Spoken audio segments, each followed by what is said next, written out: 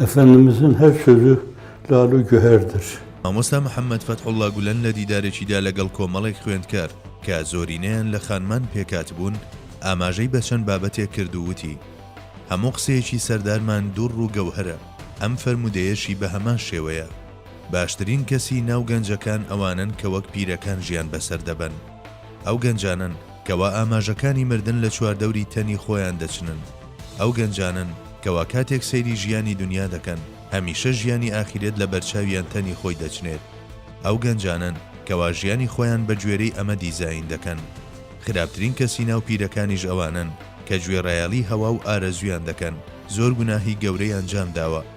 ئەو کەسەی بە شێوەیەک لە شێوەکان بۆ ژیانی ئاخیرەت دەژی بە چەشنی موسعەبی کوڕی عومەیر هەر کاتێک بەبیرم دادێتەوە چاوەکانم پڕ دەبێت کاتێک ئیبنی جەحشم بەبیر دادێت کوڕی پوری یەکسەر چاوەکانم پڕ دەبێت ئەوان گەرچی لە دنیادا ژیاون بەڵام لە بەرچاویان هەمیشە ئاخیرەت تەنی خۆی چنیوە تەنانەت لەو کاتەی تەمەنێکی زۆر گەنجی هەبوو نەیزانیوە دنیا چییە و هەرگیز بەرامبەر خراپەکاری پشتی نەچەماندۆتەوە بەم شێوەیە سەیری دنیایان کردووە موسعەب مرۆڤێکی وەها جەنتڵمان و بلیمەت بوو تابلۆی شانازی مرۆڤایەتی کاتێک بیری لەوە کردەوە کە ڕێنمونیکەرێک ڕەوانەی مەدینە بکات لەو کاتەدا تەمەنی تەنیا 20 ساڵانێک دەبوو ئەوی ڕەوانە کرد کەواتە لەو ئاستەدا بووە بەو شێوەیە ڕۆحی خۆبەخشانەی تێدا بووە شەیدایی شتێکی تر ڕووی لە چاوەکانی نەکردووە هیچ شتێک سەری ئەویان نەسوورماندووە تەنانەت ئیدارەی دایکیشی دەکرد دایکێک یەکێک بوو لەو کەسانەی بتەکانی دەپەرست هەموو ڕۆژێک بە شێوەیەکی جیاواز هەڕەشەی لێ دەکرد دەیوت من دایکی تۆم و شیری خۆمت لێ حرام دەکەم ئەویش لە وەڵامدا دەیوت دایکە من هەرگیز کەم و کورتی بەرامبەر تۆ نانوێنم هەرگیز ناحەقیت بەرامبەر ئەنجام نادەم هیچ گوناهێک لە دژی تۆ ئەنجام نادەم بەڵام تۆ ناتوانید من لە ڕێگەکەم پاشگەز بکەیتەوە من ڕابەری خۆم دۆزیوەتەوە و هەنگاو بە هەنگاو شوێنی ئەو دەکەوم ئەمە شتێکی زۆر گرنگە لەو تەمەنەدا گەر ئێمە بین یاخود من بە شێوەیەکی بێ ئەخلاقانە یان دڵی ئەو دەشێنم یاخود لە لایەنەکەی تر کەم و کورتی دەنوێنم بەڵام ئەو نەدڵی دایکی دەشێنێت نە لە پەیوەندیەکانیدا لەگەڵ تابلۆی شانازی مرۆڤایەتی کەم و کورتێک دەنوێنێت مرۆڤێک بوو لەم ئاستەدا تابلۆی شانازی مرۆڤایەتیش شارەزای مرۆڤ بوو کاتێک سەیری مرۆڤەکانی دەکرد لە هەڵس و کەوت ڕەفتار وتە و قسەکانیان ئەو شتانەی پێیان لەسەردا دەگرت یەکسەر ئەوانی کەشف دەکرد یەکسەر دەیفەرموو ئەمە چی کارێکی پێدەکرێت کاتێک دەبوو کەسێک ڕەوانەی مەدینە بکات ئەوی ڕەوانە کرد لە دوای ساڵێکیش لەگەڵ 7 کەسی تر هاتنە عەقەبە و پەیمانیان لەگەڵ پێغەمبەری خوادا بەست ئەمە شتێکە هەروە بەدەم ئاسانە چونکە ئەمانە مرۆڤ گەلێک بوون بتیان دەپەرست لەوێشم شێرەکان لە سەرسەری دەخولێنرایەوە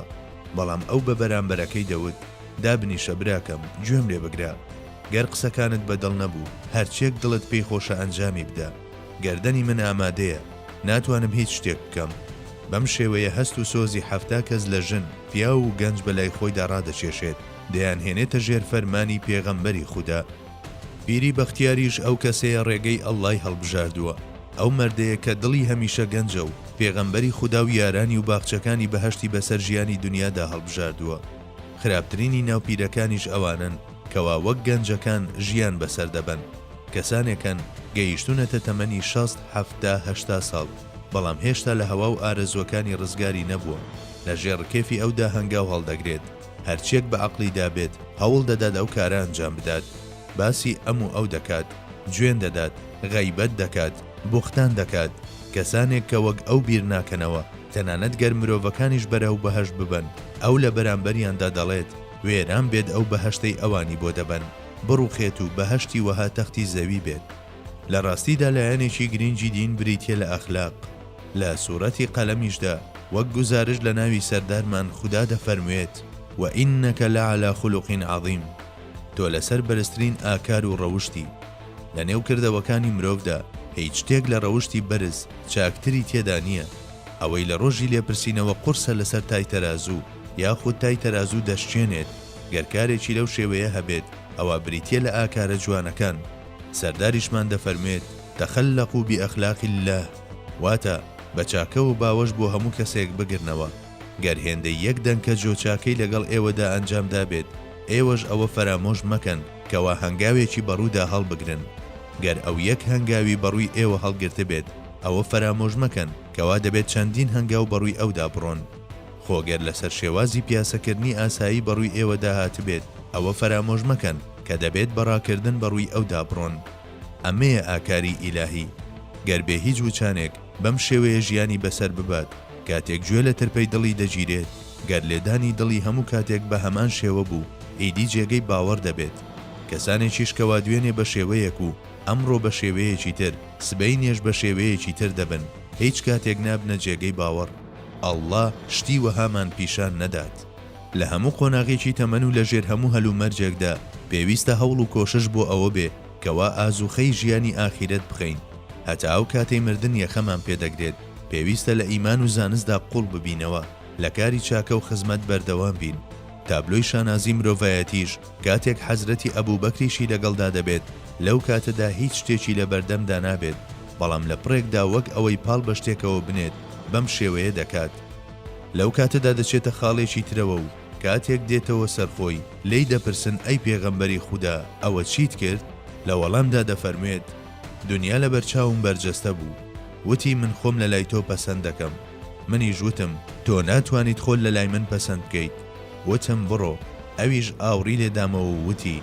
نەمتوانی لە لای تۆ خۆم پەسەند بکەم، بەڵام لە دوای تۆ خۆم پەسەندی لای کەسانی دوای تۆ دەکەم. ڕۆژێکیان کاتێک حەزرەتی ئەبوبەکر پەرداغێک ئاوی سەهۆڵاوی پێدەدرێت، ئەوەی بەنیامەتێکی گەورە دێتە پێشچاو، دەیبات بۆ لێوەکانی و بێ ئەوەی قومی لێ بدات دەیهێنێتە خوارەوە. لەم کاتەدا ئەم وتەی سەردارمانی بیر دەکەوێتەوە و لە هەنسکی گریان دەدات، تەنانەت پەرداغێک ئاوی سارد. جەنابی حەق لە وەڵامی پرسیارێکی حەزرەتی موسا سەبارەت بە جوامێری دەفەرموێت جوامێری ئەوەیە وەک چۆن نەفست بە پاک و بێگەردی لە من وەرگرتووە بە هەمان شێوە بۆ منی بجێڕیتەوە. سەردارمان لە یەکێک لە فەرمودە سەحیحەکاندا دەفەرموێت هەموو منداڵێک لەسەر فیترەتی ئیسلام دێتە دنیاوە، واتە هیچ گوناهێکی نییە. گەر لەو کاتەدا سوێن بخۆنکەوە وەڵڵا تەڵڵا بیللا ئەمە دەچێتە بەهەشتەوە، ئەوە سوێندەکەتان ناکەوێت، کارێکی گوناهتان ئەنجام نەداوە، قسەیەکتان دژی واقع نەکردووە. مرۆڤ بە فیترەتێکی بێگەردی لەو شێوەیە دێتە دنیاوە. هەر بۆیە جاران لە کاتی نزای بارانبارین و ڕۆژگیران و مانگگیران ئەو منداڵانەشیان لەگەڵ خۆیاندا بردووە کە هێشتا پێ نەگەیشتون، ئەوانیشیان فێر کردووە بڵێن ئامین چونکە بێگوناهن. هەروەها سەردارمان لە حەدیسێکی تردا دەفەرموێت چۆن بژین بەو شێوەیە دەمرن، چۆنیش بمرن بەو شێوەیە حەشر دەکرێن. واتا کاتێک لە ڕێگەی ئیمان و کردەوەی چاکەوە تاج لەسەری ئەم بابەتە دەنێن، کاتێک لە ڕێگەی نوێژەوە تاج لەسەری ئەم بابەتە دەنێن،